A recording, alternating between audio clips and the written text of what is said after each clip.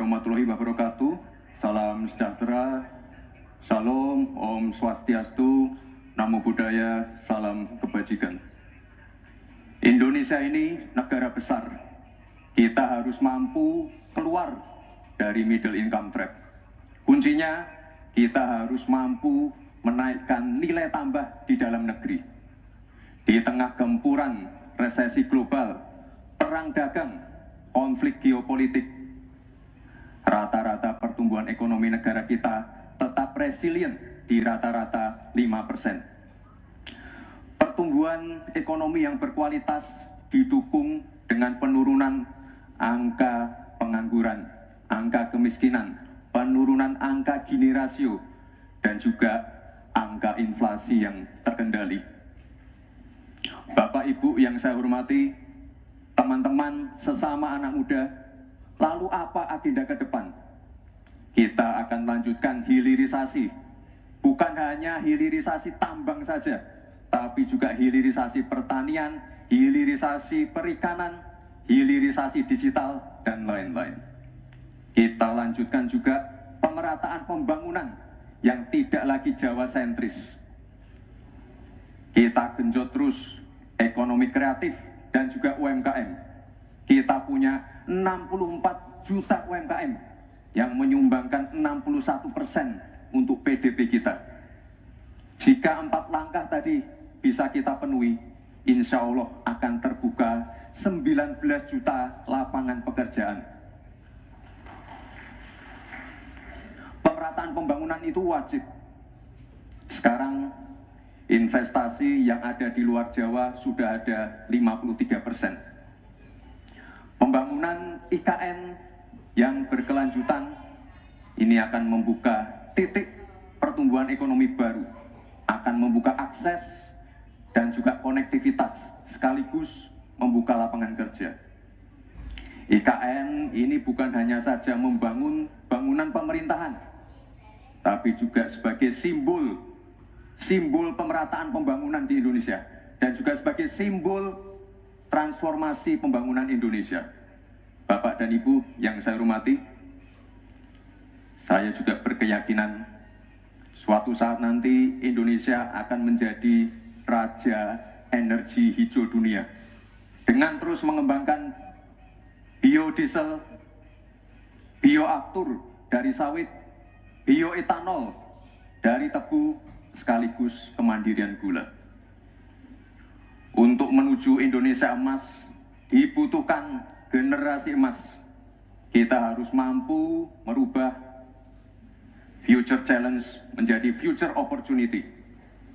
Kita harus punya future talents yang dilengkapi dengan future skills. Untuk itu, hilirisasi digital akan kami genjot.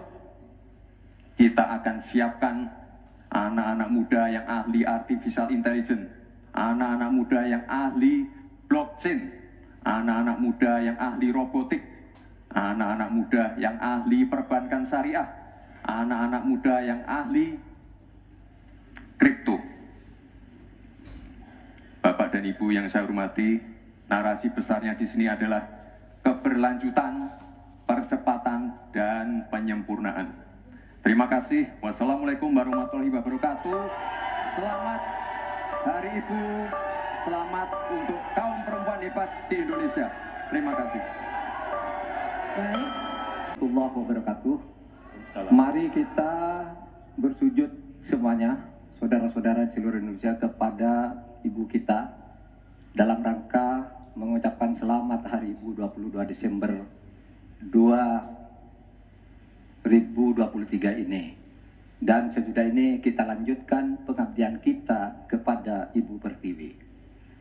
Ada yang bertanya kepada kami, mungkin tidak Anda mentargetkan mendapat pertumbuhan ekonomi 7% di dalam 1 tahun, karena di dalam sejarah reformasi tidak pernah sampai tumbuh sebanyak 7%. Dulu hanya itu dicapai pada tahun 89 sampai 91 di era Orde Baru. Lalu pertanyaan itu saya sampaikan kepada beberapa orang ahli, Lalu mereka mengatakan hanya karena kebodohan kita ini tidak bisa menaikkan pertumbuhan ekonomi menjadi 7% karena kita ini kaya raya dengan sumber daya alam dan sumber daya manusia yang hebat. Masalahnya apa? Masalahnya banyak korupsi dan inefisiensi di sektor-sektor pertumbuhan ekonomi, yaitu di sektor konsumsi, belanja pemerintah, ekspor impor, dan investasi. Jadi dengan demikian karena banyak korupsi, dan itu memang betul terjadi. Coba lihat, berdasar hasil SIGI, Transparansi Internasional, korupsi terjadi di lembaga legislatif, eksekutif, dan yudikatif secara besar-besaran. Korupsi juga terjadi di 3 metra alam kita ini. Kita menginjak bumi, ada korupsi di tanah dan pertambangan. Kita ke laut, ada korupsi di masalah kelautan. Kita melihat udara, pesawat terbang kita, ternyata di udara juga banyak korupsi. Akibatnya apa? Rakyat miskin. Saya ketemu dengan seorang bernama Teddy dan Joni di Padang.